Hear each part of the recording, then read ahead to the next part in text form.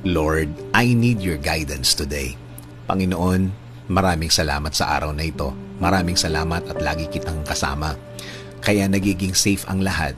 Kaya nagiging magaan ang lahat. Patuloy niyo po akong samahan sa araw na ito. Panginoon, kailangan ko po ng inyong biyaya ngayon. Kailangan ko po ng blessings niyo sa araw na ito. Kailangan ko po ng inyong provision para sa akin at para sa aking pamilya. Para sa malaking tulong niyo sa akin, Lord.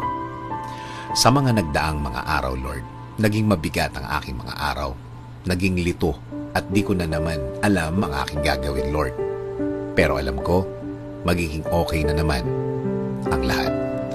Alam ko, Panginoon, kahit na ano pa ang pinagdadaanan ko, kapag kasama ko kayo, lagi kong makikita at mararating ang inyong plano sa akin. Ang mga gusto niyong gawin sa aking buhay na makakabuti sa akin. Kaya ngayon, Lord, dasal ko po na pagaanin niyo na po ang aking sitwasyon ngayon. Bigyan niyo po ako ng wisdom para mas maintindihan ko po ang aking pinagdadaanan ngayon. Bigyan niyo po ako ng guidance sa araw na ito. Bigyan niyo po ako ng katahimikan ng isip.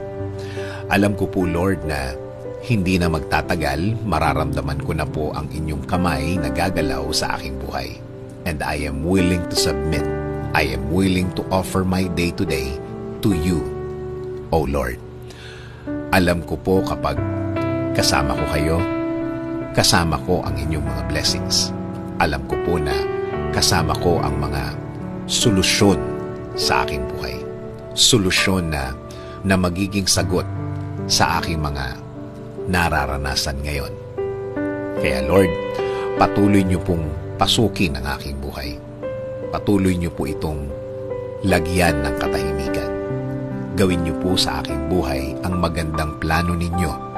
Alam ko po na kapag ang plano ninyo ang mangyayari sa aking buhay, ito ay magiging tama.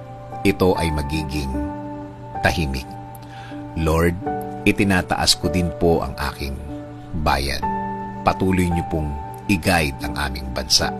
Patuloy niyo pong i-bless ang mga namumuno sa aming gobyerno. Make them safe and make them wiser every day. Salamat, salamat Panginoon sa inyong biyaya sa araw-araw. In Jesus' name we pray. Amen. Sabi nga sa John 16:13, "But when He, the Spirit of truth, comes, He will guide you into all the truth. He will not speak on His own. He will speak only what He hears, and He will tell you what is yet to come."